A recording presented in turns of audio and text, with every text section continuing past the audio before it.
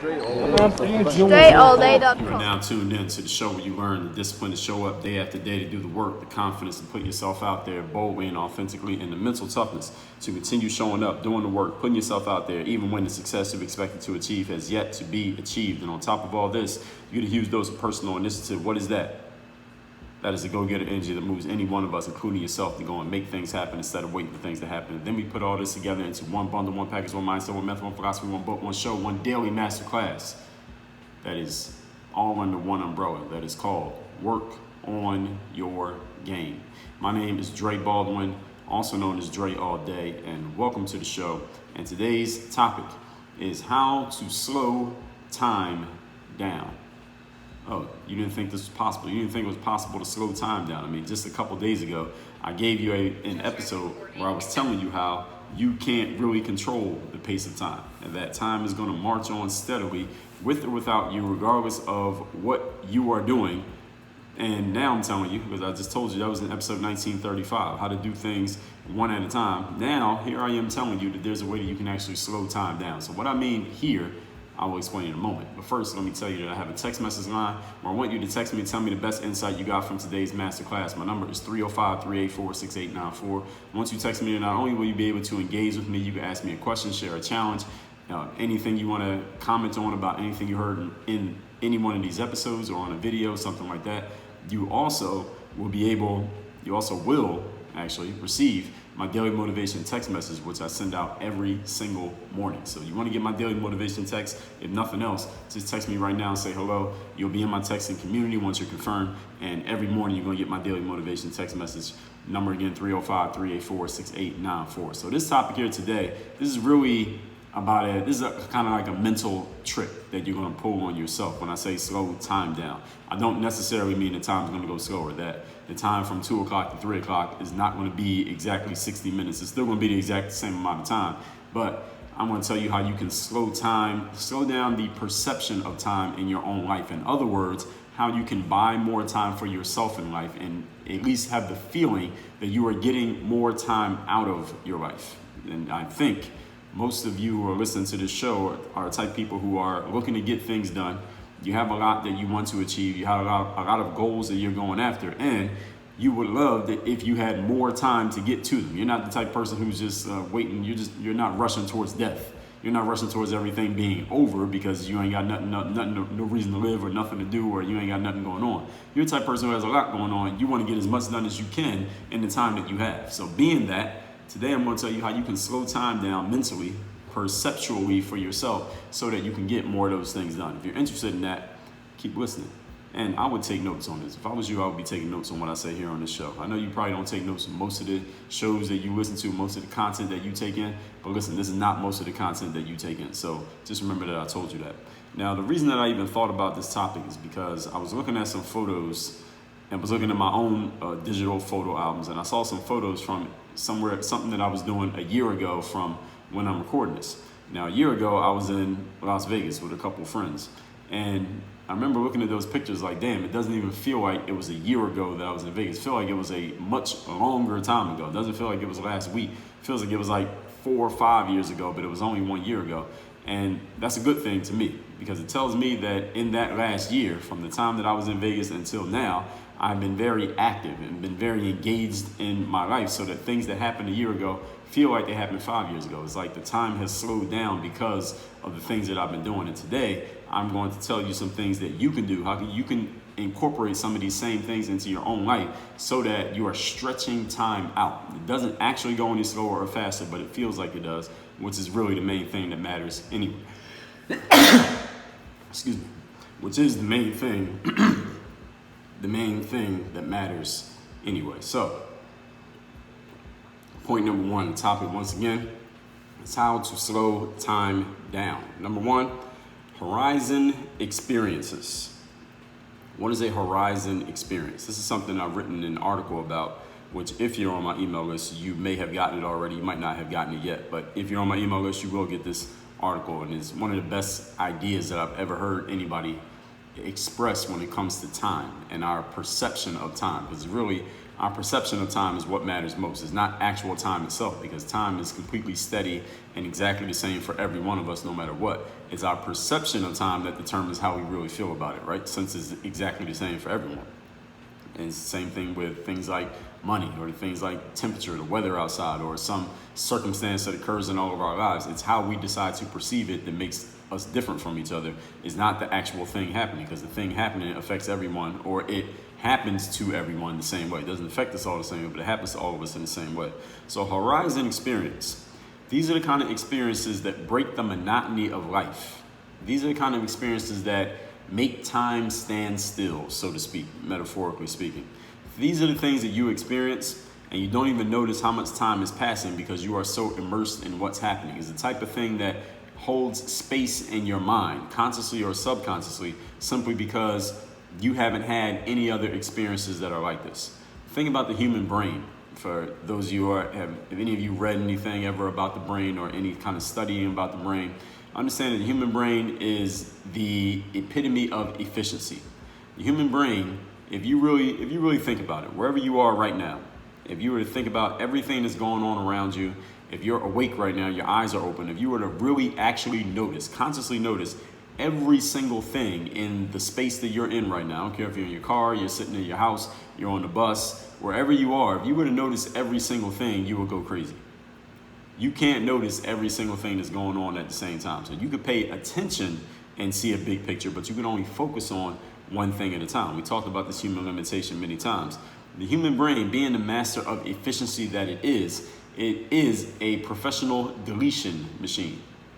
The human brain is always deleting things that are in your attention purview, so to speak, so that you can focus on the thing that you have chosen to focus on. In other words, if you were to, as I said already, if you were to pay attention to everything, you would go crazy because you'd be trying to process too many things at once. It's kind of like having too many tabs open on your laptop. Eventually the browser is just going to crash because you have it doing too many things at the same time. You're using too much of the RAM, the random access memory on your computer when you have too many tabs open. It's the same thing with your human brain.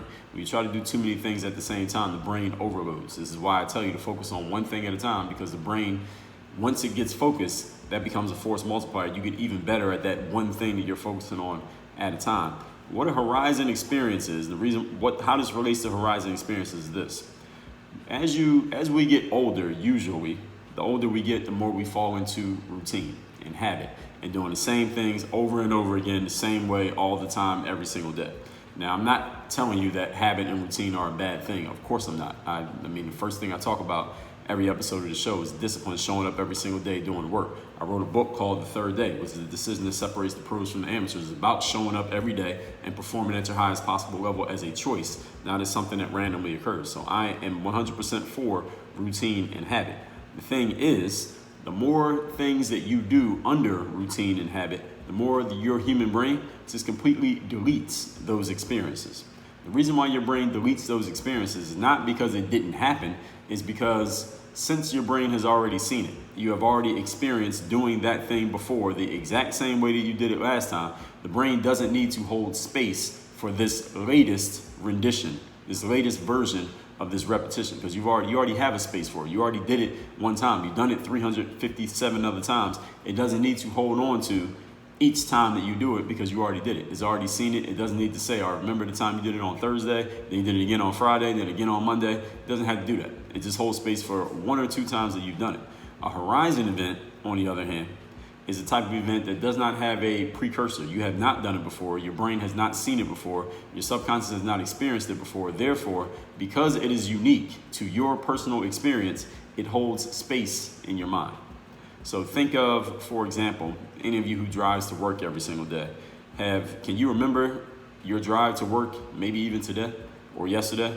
Or how about your drive to work 10 days ago? Do you remember driving to work that day? Probably not. It got erased out of your subconscious. Why did it get erased? Because you've done it so many times before, and look, you've already done it several times since. So the brain doesn't need to remember that one innocuous experience because there was nothing memorable about it. But can you remember your first day at work, at the job that you have right now? Can you remember your first day at the office? You probably can remember that because there was no precedent to it. You had never seen that before. You had never done it before. So that one time that you experienced it, You remembered it because it held space, because you had never had it before, so it's unique and it was new. Think of, like I said, and actually another way that you can look at, we can even keep it on driving, is when you first drove, the first time you drove a car. I mean, maybe you were in a car with an adult, a licensed driver who was teaching you how to drive, and they were showing you how to use the brakes and how to turn on the windshield wipers and how to use the signaling and how to parallel park. Now, I don't know, it depends on where you're from. Like where I'm from in Philadelphia, you had to learn how to parallel park in order to get a driver's license. You had to prove that you could parallel park. Now, down here in Florida where I live, I don't think you had to parallel park to get a driver's license, because I see a whole lot of people trying to parallel park down here in Miami and they're not good at it. So I assume that you probably don't have to learn how to parallel park to get a driver's license down here in Florida. But up in Philadelphia, where I'm from, if you can't parallel park, you're not going to be able to drive, because everywhere you go, you're going to have to parallel park to get the hell out of your car. But anyway, the first time that you drove, you remember that in your mind, even though it was years ago, it could have been decades ago, you remember it because it was a horizon event. It never occurred before, and may not have happened, or it didn't happen since. That was your first time. But you driving to work every single day, or you driving period every day, you don't really remember those because they've happened so many times before. And this is what happens with routine, habitual events, is that we tend to just forget that they even occurred simply because we've seen them so many times. Now, again, this is not to say don't do routine and don't have habits. Definitely have routines and definitely have habits. But at the same time, you want to make sure you have some horizon experiences in your life, things that you haven't done before that will hold space and mark time in your subconscious mind. These are the things that you're so immersed in. Again, you don't even notice at the time it's happened, but your brain always remembers it. Now, when we're young, everything is new. And young, relatively young, whatever you consider young, everything's new to us. So we feel the time of every single thing that we do and experience. Every day is actually a full day. But as we get older and we become jaded at what we see, we start to think we know it all. We have seen a lot of things. We have seen a lot. We haven't seen everything, but we've seen a lot. Time starts to blend in. So when we get older, some of you may have experienced this. You may have had a whole year go by, 5 years go by.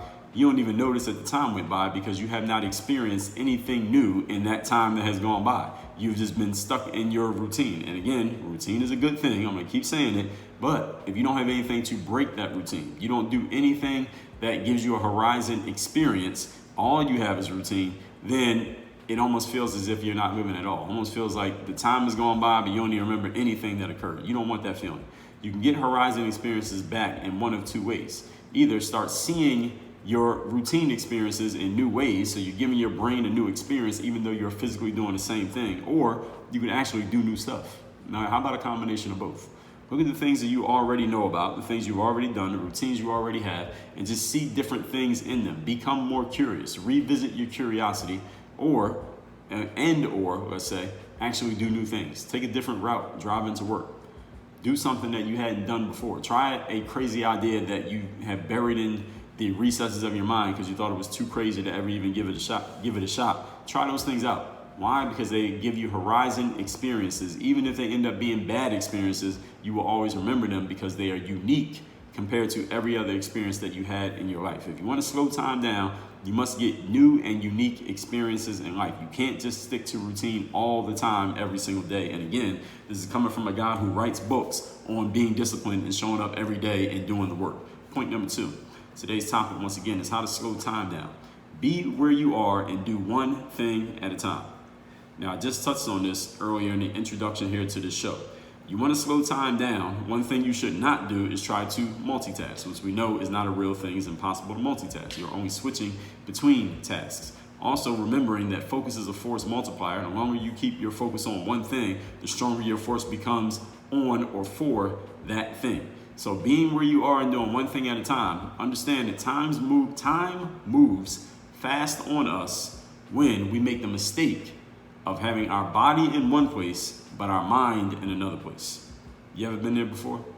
That you were physically in one place, but mentally you were completely somewhere else? I think everyone has experienced that. Have you ever been around someone who was experiencing that and it might have kind of annoyed you? Like, all right, hey, you're here at work with us, but mentally you're not here at work. Or you're here in this relationship with me, but mentally you're not in this relationship. Or you're here and we're having this meeting talking about this business, but mentally I can tell you're thinking about something else. You ever been around someone who was doing that? It was probably pretty annoying, right?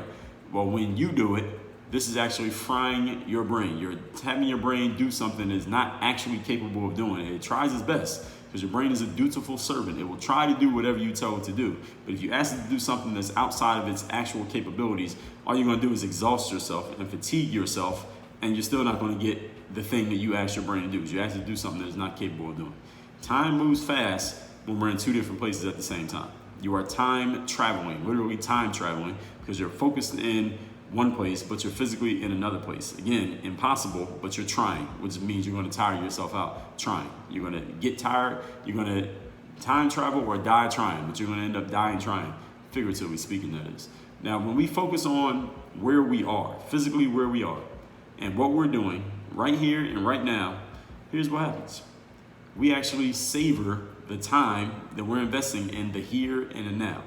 The same way that, now this is something that I don't know from personal experience, but anybody who does, you can text me and let me know if you know about this, if you can confirm this, but I believe it to be true, that if you're eating food and you just eat the food but don't do anything else, meaning don't check your phone while you're eating, don't be watching videos on YouTube while you're eating, don't even be in the midst of a conversation with another person while you're eating, but if all you do is just eat the food and don't do anything else, you're not reading, you're not looking at a computer, you're not listening to anything, you're not talking to anybody, you're not watching anything, you're just sitting there and eating the food. I don't know anybody who actually does this, but any of you who has this experience, please let me know. You can confirm or deny whether this is true.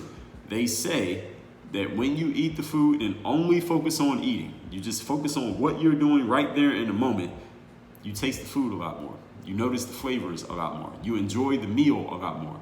It's much less likely that you're going to be hungry after you finish eating when you focus on the actual act of eating. While all the rest of us, myself included, and I'll just speak for me, who is doing everything else while we're eating. When I'm eating, I'm scrolling on my phone. I'm trying to catch up on, I'm catching up on Twitter, seeing what happened in the news, quote unquote, the news of the world in the last day and what I might comment on. I'm thinking about what I'm going to record for the Work on Your Game Masterclass. I'm looking at sales numbers from the previous day. I'm making sure orders are getting fulfilled. I'm checking email. I might be watching a YouTube video. I'm talking to somebody. I can't remember the last time that I just sat down, ate food, and that's all I did was just sit and eat food and not do anything else. I'm not listening to anything, watching or talking to anyone. I don't remember the last time I did that. But again, any of you who has that experience, you can confirm and let me know that that is true. But I believe that is true. I got to one day sometime in the distant future, I may try that out. Not do anything and just eat food. But the point is, when you are in just one place and doing just one thing, you're physically, mentally in the same place, doing just one thing in that space, you tend to experience that situation a lot more deeply, and there's more richness in that situation when you are just doing that thing.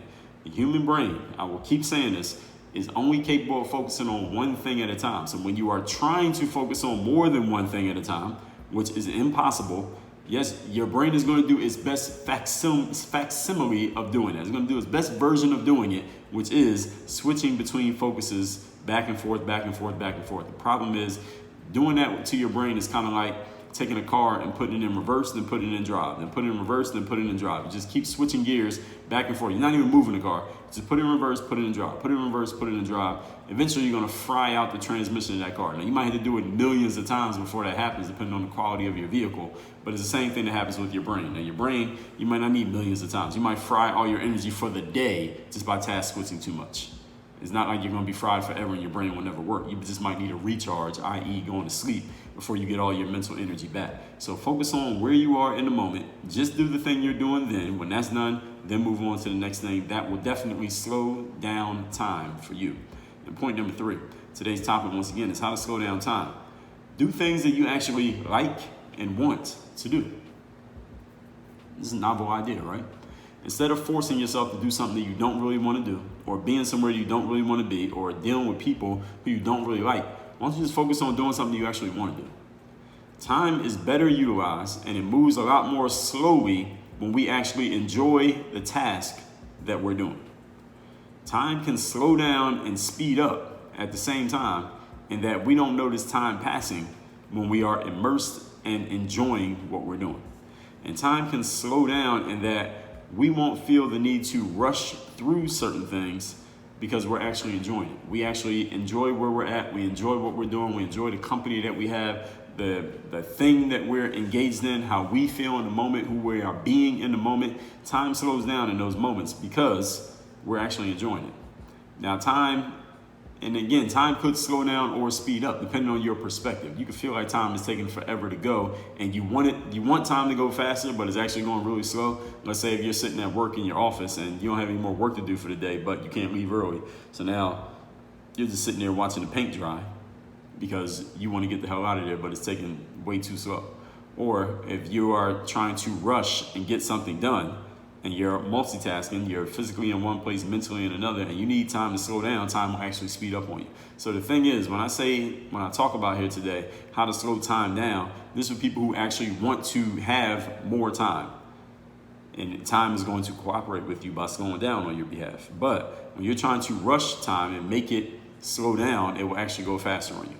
And when you're trying to slow time down and make it slow down, when you're trying to make time go faster, rather, and don't want it to slow down, you want it to go by as quickly as possible, time will slow down on you. Even though, technically, time is not changing at all. It's going at the exact same pace, whether you are trying to rush, whether you're trying to slow it down. Perceptually, it will feel like it is doing the opposite of what you want when you are breaking any of these rules, such as doing things that you don't like to do, not being in the same place mentally that you are in physically, or making a mistake of doing too many routines and habits to the detriment of getting any type of horizon, new, novel experiences. So let's recap today's class. I just kind of did in reverse. How to slow time down. Point number 1, get horizon experiences. These are the experiences that break the monotony of your life, the moments that make time stand still because you are doing something that is new and unique. We will feel the time of everything we do and experience when we're young because everything is brand new to us. But as we get older, we become jaded and we start to fall into these routines and habits that we never change, and it feels like years just start to blend together. We don't even notice that they went by simply because we're doing the same things all the time. You can get horizon experiences by either seeing the same things in new ways or actually doing new things. Point number 2, be where you are and do one thing at a time. Time moves fast on all of us when our body is in one place and our mind is in another. You are time traveling. So when we focus on where we are and what we're doing on the here and now, we savor time the same way that you experience food more and you savor it better when you just focus on eating and don't do anything else while you're eating. Again, I don't have that experience, but if you do, you can let me know. And number 3, do things you actually like and want to do. Time is better utilized and it moves a lot more slowly when we enjoy the tasks that we are involved in. Time can either slow down or speed up on us based on what we're asking of it and based on whether we are actually following these principles that I'm sharing here today or we're not following them. When you're not following them, time will do the opposite of what you wanted to do. When you are following them, time will do exactly what you wanted to do. And this is all based on your perception of time, not on the actual movement of time. Seconds don't go by any faster when you follow these, but it will absolutely feel like it does. And your perception of time is really your reality of time, and that's what matters the most. So with this said, if you're a person who is looking to make the most of your time, make the most of your game, make the most of your skill and opportunity, you want to make sure you get all the juice out of that orange that is your opportunity, and you know that you don't have forever to get to it, then you may be a great candidate for my 3rd-day mastermind. It is the only place I offer direct coaching to professionals, people who are serious about their personal development and professional development. The way to hop on a call with me, a Zoom call where we can talk about where you're at, where you want to go, and how I could possibly be the bridge between the two, is for you to go to workonyourgameuniversity.com and click on the button that says join the mastermind. You'll sign up for a free call with me. We'll hop on Zoom, and then we'll go from there. Other than that, everybody who listens to this here today, send me a text. Tell me the best insight you got from today's class. My number is 305-384-6894. Work on your game. Dre all day.